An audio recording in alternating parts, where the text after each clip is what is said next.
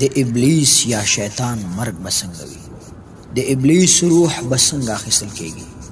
موږ ټول د ابلیس لعنت الله علیه په کیسه پوهیږو چې څنګه یې د الله عز وجل نافرمانی وکړه، څنګه لعنتی شو او څه ډول یې د الله جل جلاله څخه مهلت وغوښته. الله عز وجل ورته تر معلومې نیټې پورې مهلت ورکړ چې مراد ترې د قیامت ورځ ده.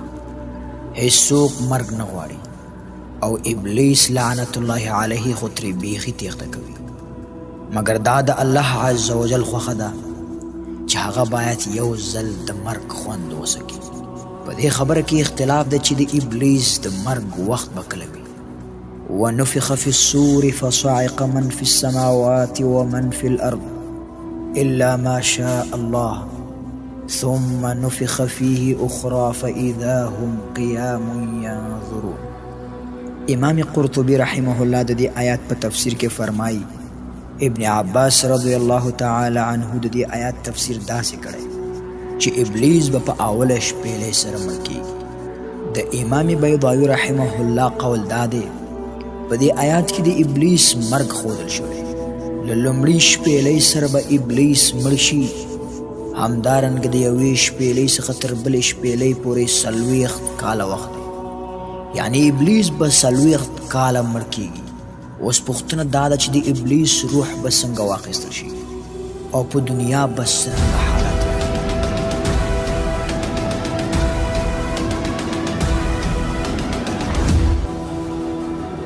د ابلیس مرګ او روح اخیستل په کتاب تنبیه الغافلین فی الاحادیث سید الانبیاء والمرسلین په دې کې په تفصیل سره ذکر شوی دی.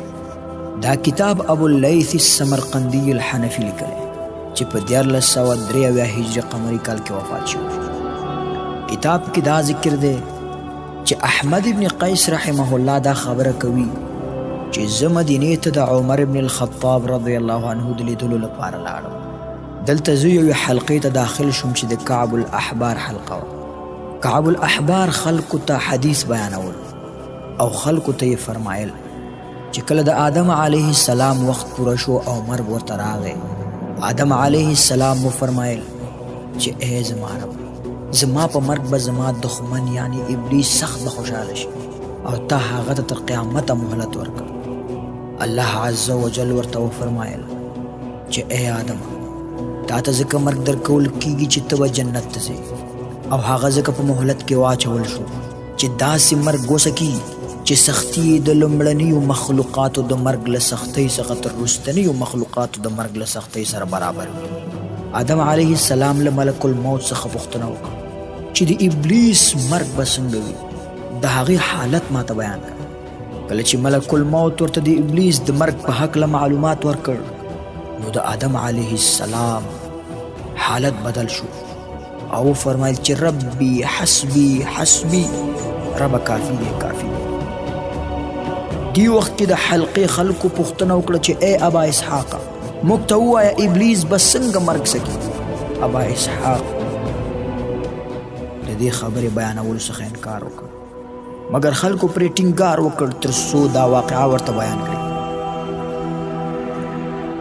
ابا اسحاق وفرمایل کله چې د شپېلې وخت نږدې شي خلک به بازارونو کې پر خپلو کارونو مصروف وي. په دې وخت کې به پر دوی د شپېلې هیبتناک او ویرونکی آواز وشي، له دې سره به نیم مخلوقات مړه شي او نیم نور به عقل له لاسه ورکړي او ټول به لیوني شي.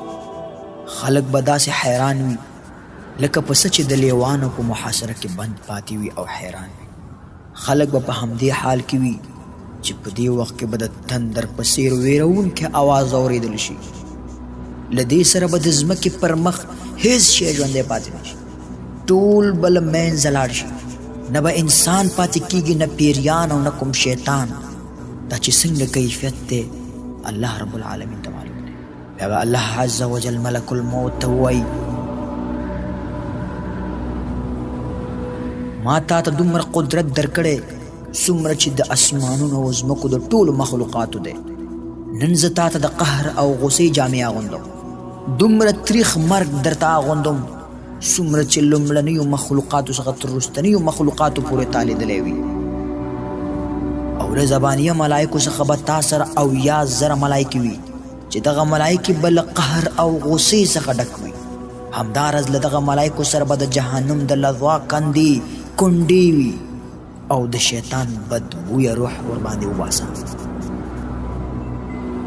بیا به د جهنم په مشر غږ وکړي چې اے مالکه د اور دروازې خلاصې کړه. په دې وخت کې به ملک الموت ځمکې ته راښکته شي، په داسې هیبت سره به راشي که چېرته د ځمکې او اسمانونو مخلوقات دې ته وګوري نو بېهوشه به شي.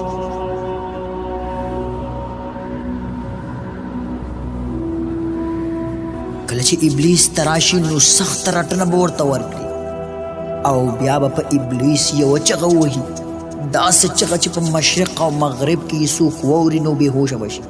بیا به ابلیس ته ووایي چې ای خبیثه، نن به تا ته داسې تریخ مرګ درکړم څومره چې تا سرکشي کړی او څومره خلک دې ګمراه کړي.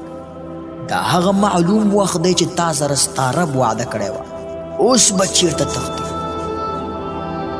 د دې سره به شیطان مشرق ته منډه کړي، ناببره به خپلې مخې ته ملک الموت وګوري، بیا به بحرونو کې ننوځي خو بحرونه به یې بېرته راغورځوي. ابلیس به همداسې تښتي تر دې چې د نړۍ منځ ته راورسېږي. هلته به د آدم علیه السلام قبر ته ودرېږي او وبه وایي چې ای آدم، ستا له عمله زه لعنتي شوم، کاش چې بیخي نه وی پیدا شوی. بیا به ابلیس له ملک الموت څخه پوښتنه وکړي د عذاب په کوم لوښي سره به ما ته مرګ راکوي.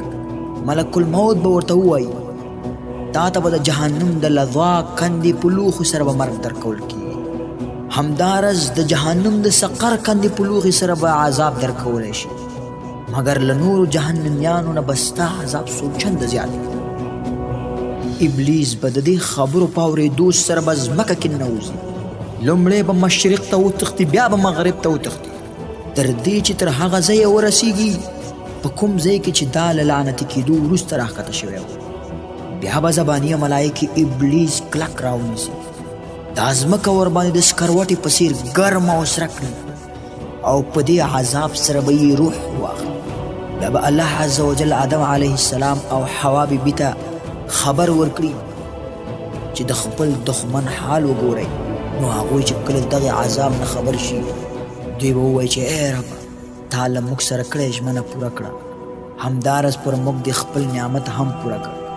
نو دغه حالاتو کې به د ابلیس روح په دومره سختۍ سره به قبض شي. دا کیسه په تنبیه الغافلین فی الاحادیث سید الانبیاء والمرسلین کتاب کې ذکر شوی او د دې حدیث مستند روایت یوازې په همدې کتاب کې ذکر دی، نورو کتابونو کې نشته.